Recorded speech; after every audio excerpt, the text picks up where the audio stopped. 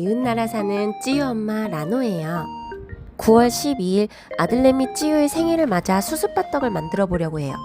한국에서 산 이 찰수수쌀을 사용해서 만들어 볼 건데요. 물론 일본에서 살 수도 있었겠지만 새 모이로밖에 안 팔더라고요. 떡을 올릴 삼신상은 생일 당일에 만들어야 한다고 하는데 수수는 한참 불려해서 이틀 전날 이렇게 씻어서 준비하고 있어요. 수수에서 뿌연 물이 나오지 않고 붉은 껍질도 상당수 벗겨질 때까지 한참 씻은 것 같아요.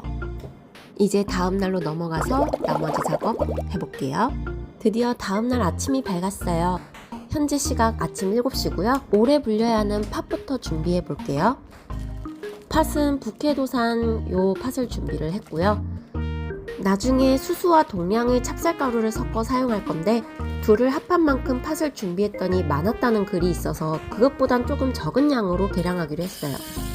수수를 한 컵을 썼는데 한 150 정도 나왔었거든요.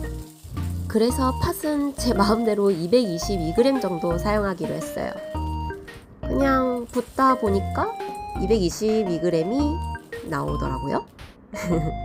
이제 와서 하는 말이지만 떡은 처음 만들어보는 만큼 엉성한 부분이 많아서 레시피는 그닥 참고가 안 될 거예요. 초보 엄마 요리 브이로그라고 생각해주세요. 자, 계량한 팥은 이렇게 여러 번 물에 씻어서 수수 옆에 놔두도록 할게요. 자, 현재 시각 오후 3시고요. 팥을 불리기 시작한 지 8시간이 지났어요. 제법 팥이 통통해졌죠?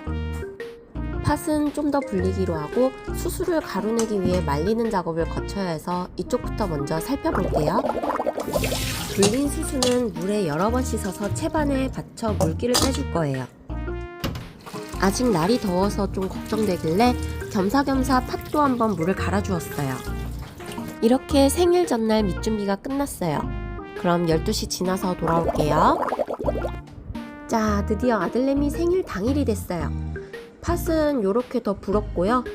그리고 영상에 담지는 못했지만 수수가 잘 마르지 않는 것 같아서 중간에 이렇게 접시에다가 넓게 펴놓았어요.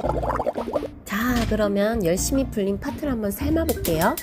삼신상은 해가 뜨기 전까지 차려야 돼서 지금부터는 시간과의 싸움이에요. 한 10분 남짓 삶은 팥은 물을 한번 버려줄 거예요. 저는 한눈 팔고 있었더니 물이 다 넘쳐서 냄비가 엉망이 됐어요. 여러분은 잘 지켜봐 주세요. 어쨌든 이렇게 팥물을 한번 버려주면 떫은 맛도 없애주지만 배탈 나는 것도 없애준다고 하니까 귀찮아도 꼭 하시길 추천드려요. 자, 그러면 다시 물을 붓고 팥을 삶아주도록 할게요.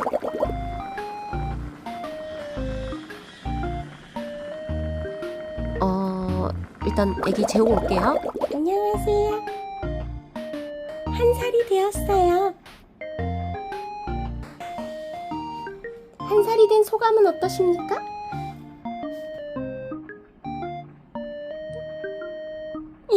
졸려요?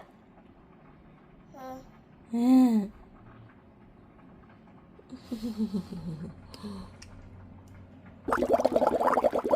30분 넘게 걸려 겨우 다시 재우고 왔어요. 그 사이 잘 삶아진 팥을 좀 덜어낼게요.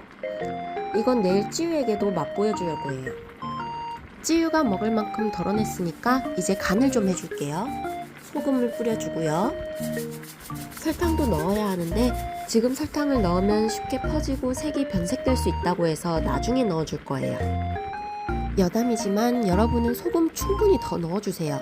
저는 나중에 먹어보니까 맛이 영 안 나더라고요. 삼신상은 중간에 간을 보면 안 돼서 만들기 까다로운 것 같아요. 40-50분가량 충분히 삶아서 원하는 정도로 익으면 불을 꺼주세요. 우르륵 삶아낸 팥은 채반에 우르륵 부어 물기를 빼주고요. 마른 팬에 또 우르륵 부어서 볶아줄게요. 이때 팥을 원하는 정도로 질감이 날 때까지 으깨가면서 볶아주면 좋을 것 같아요. 저는 팥 일부가 알이 조금 살아있는 정도가 좋아서 그걸 목표로 볶아줬어요. 여러분 눈치채셨나요?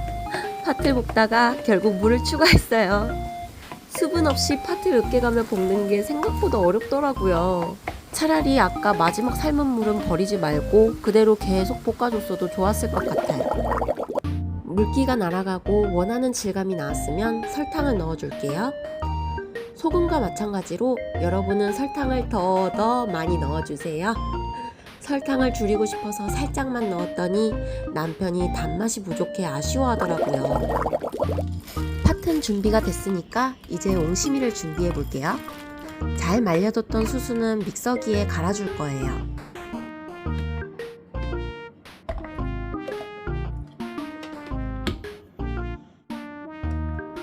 중간 뚜껑 제대로 닫고 그러고 갈아줄게요. 여기서 친정엄마 꿀팁이 하나 있는데 어차피 나중에 익반죽을 할 거라서 이때 아예 뜨거운 물을 같이 넣고 갈아버리면 훨씬 편하대요. 수수 물기를 다 제거할 필요도 없고요. 하지만 저희 집 믹서기는 뜨거운 건 넣으면 안 되는 거라서 그냥 갈게 됐어요. 자, 곱게 잘 갈아졌죠? 여기에 채를 내려 더 곱게 만드는 분들도 계시던데 저는 수수를 살짝 까끌한 식감도 좋아해서 이대로 사용할게요. 이제 수수가루랑 찹쌀가루를 1:1 비율로 섞어줄 거예요. 수수가 불리면서 물을 먹어서 그런지 이상하게 170g이 되어 있더라고요. 그래서 쌀가루도 거기에 맞춰 넣어줄 거예요. 쌀가루는 조신코라고 하는 고운 쌀가루를 사용해줬어요. 모치코라고 해서 찹쌀가루도 있기는 한데 마침 마트에 가니까 다 떨어졌더라고요. 조신코는 일본의 단고 같은 걸 만들 때 쓰는 거라 어차피 떡은 되겠거니 싶었어요. 이제 뜨거운 물을 조금씩 부어가면서 익반죽 해줄게요.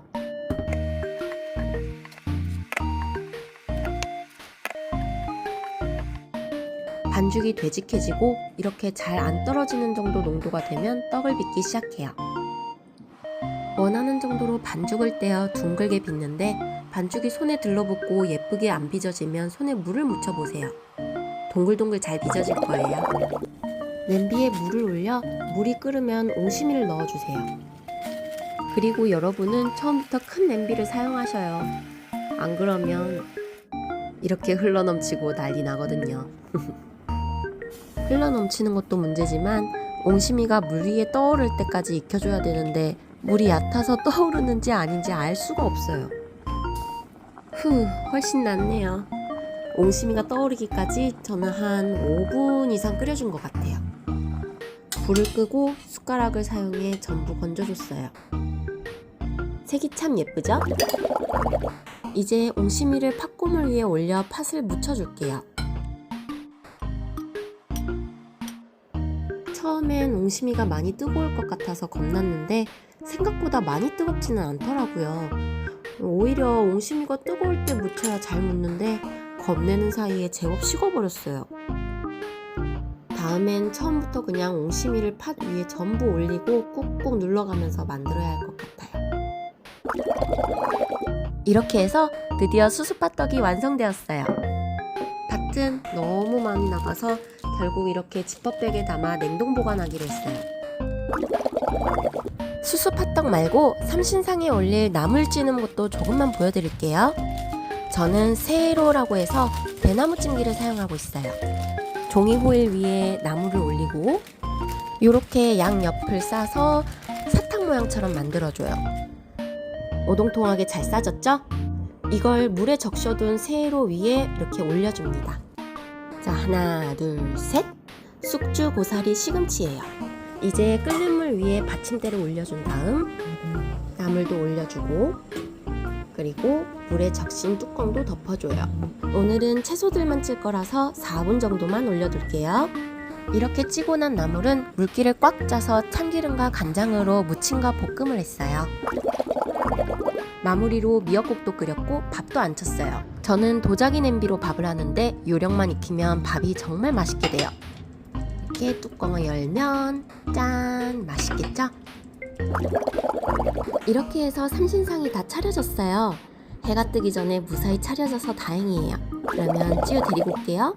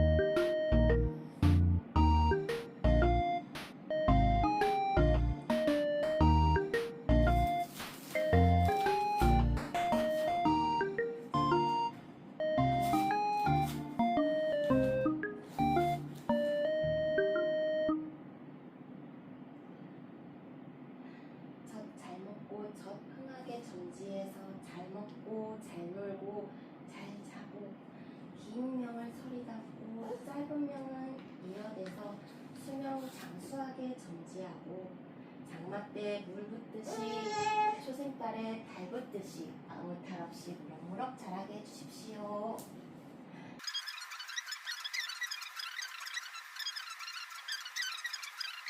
아무 탈 없이 무럭무럭 자라게 해주십시오.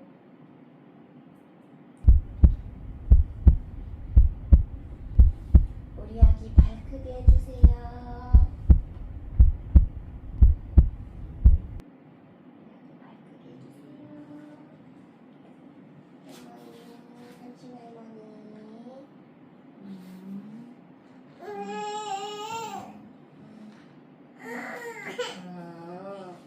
많이 졸려.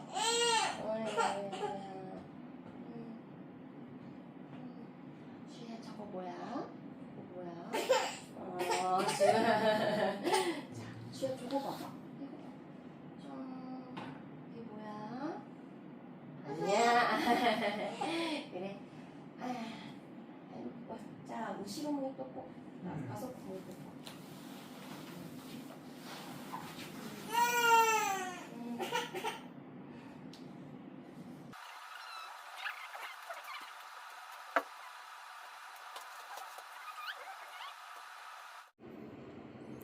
지우야, 생일 축하해. 삼신할머니, 감사합니다.